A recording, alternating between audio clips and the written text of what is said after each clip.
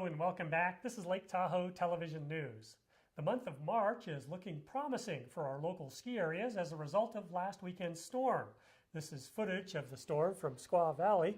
Squaw is reporting a 76-inch base at the top of the mountain, but only a 20-inch base at the bottom, which confirms what we've all experienced here this winter. The elevation that snow has been falling is higher than usual this year. Several ski areas still have runs that have not opened this year for lack of coverage. In the next 2 weeks, the Tahoe region is forecast to receive only intermittent rain showers. This is Monday's precipitation map showing light showers to the north of Lake Tahoe.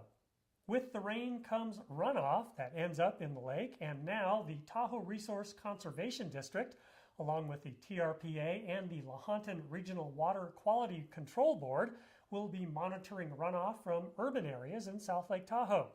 The agencies will be taking a close look at the water quality that flows down the city's streets and gutters, flows into storm drains, and then into catchment basins and stormwater treatment facilities.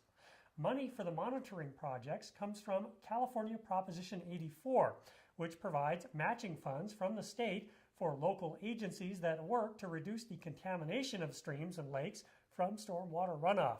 In a follow-up to our story last week about Barton Memorial addressing certain healthcare needs in South Lake Tahoe, John Williams, CEO of the hospital, released a statement saying that drug and alcohol abuse is very high for a town this size. He says South Lake Tahoe sees illegal drug use at 4 times the national average. By 11th grade, almost 3/4 of South Lake Tahoe's high school kids have admitted to using alcohol, and 56% admitted to using marijuana. Barton Memorial has created several community education and training programs for battling drug addiction and has also donated money to local nonprofits for their drug addiction programs.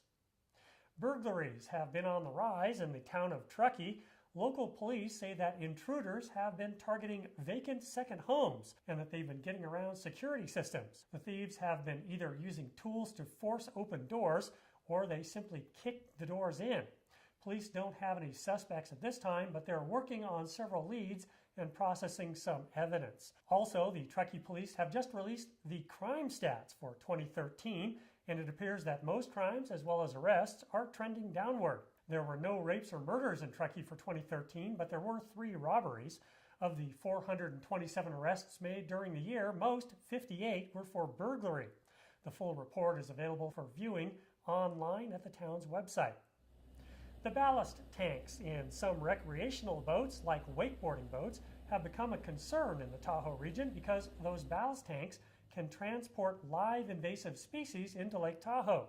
Well, now there's a new product available, introduced at last week's Water Sports Industry Association's 2014 trade show. The product is called the Muscle Master Filter System, and it's a pump used to fill those ballast tanks, but it effectively filters out aquatic invasive species and their larvae, so they can't contaminate the tanks. The system will be available for boaters this year through boat dealerships. The new product is from Wake Works in Florida, but the Tahoe Regional Planning Agency here in Tahoe actually had a hand in its development. From the Lake Tahoe Television News Studio, I'm Robert T. Scott.